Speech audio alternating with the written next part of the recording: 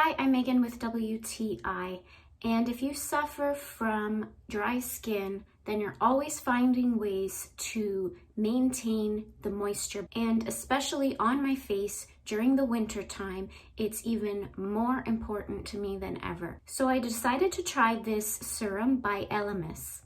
It's their Peptide Antioxidant Hydra Serum. I'm really happy with the results thus far. It's a very lightweight serum. However, it does pack a punch.